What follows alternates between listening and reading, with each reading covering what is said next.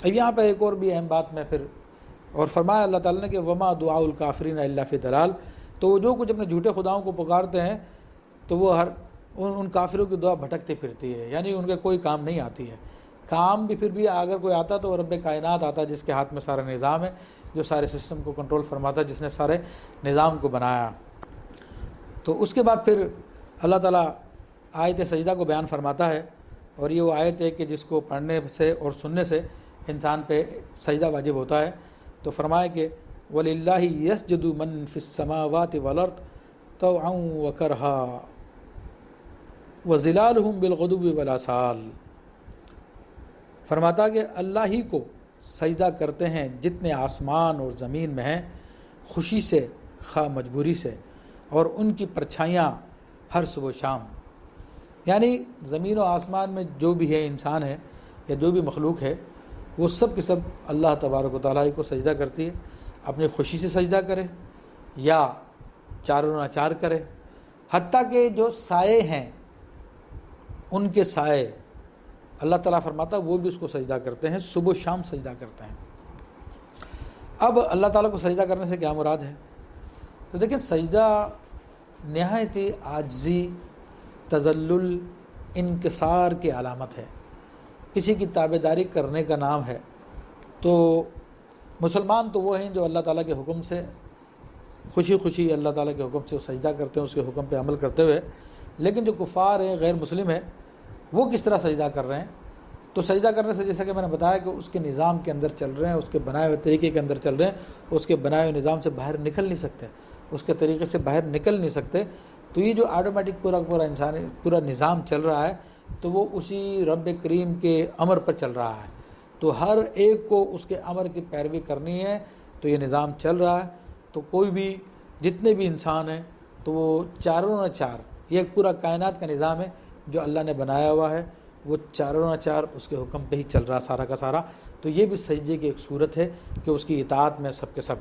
لیکن انسان کو اختیار دیا ہے کہ وہ اپنے اختیار سے کرے۔ تو اب جنہوں نے اپنے اختیار سے اپنے رب کریم کو مان لیا اور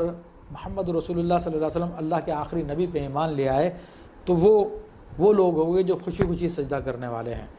اور جو لوگ ان پہ ایمان نہیں لائے تو یہ وہ لوگ ہیں جو چاروں چار مجبوری میں بہرحال اس کے نظام کے تحت چل رہے ہیں، اس کے نظام سے باہر نہیں نکل سکتے۔ اور پھر سایوں کی مثال بھی دے دی کہ تم تو کیا چیز ہو، تمہارے سائے بھی اس کو سجدہ کرتے ہیں۔ اور صبح و شام کا ذکر کیا، صبح کے اندر جب سورج نکلتا ہے تو ہمارا سایہ ایک جانب پڑتا ہے، تو وہ حالت سجدہ ہی ہوتی ہے کہ زمین بوس ہوتا ہے، وہ سایہ زمین پہ بنتا ہے، اور جب سورج غروب ہوتا ہے تو پھر اس جانب جو ہے سایہ بنتا ہے، تو مشرق میں سے نکلتا ہے تو مغرب کی طرف سایہ بنتا ہے، اور جب مغرب میں غروب ہونے لگتا ہے تو پھر مشرق کی جانب سایہ بنتا ہے۔ تو یہ ہمارے سائے بھی جو ہے اس کے لیے سجدہ ریز ہیں۔ تو یہ اللہ تبارک و تعالیٰ نے اپنا نظام بتا دیا اور انسانوں کو اس طرف بلا لیا کہ تم سب کے سب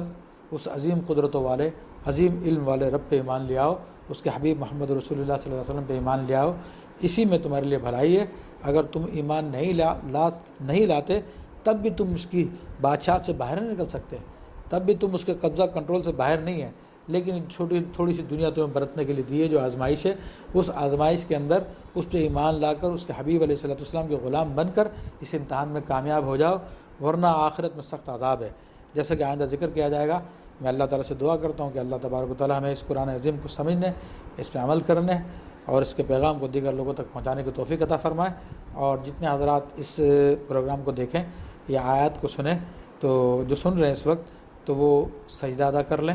کہ یہ سجدہ شکر ہے، یہ سجدہ تلاوت ہے، اور جب انسان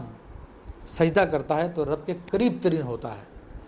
اور اللہ تبارک و تعالیٰ کو انسان کی یہ حالت سب سے زیادہ پسندیدہ ہے۔ جب انسان سجدہ کرتا ہے رب کے حکم پر تو ابلیس دور بھاگ جاتا اور رونے لگتا ہے اور کہتا کہ ہائے افسوس، مجھے سجدے کا حکم دیا گیا،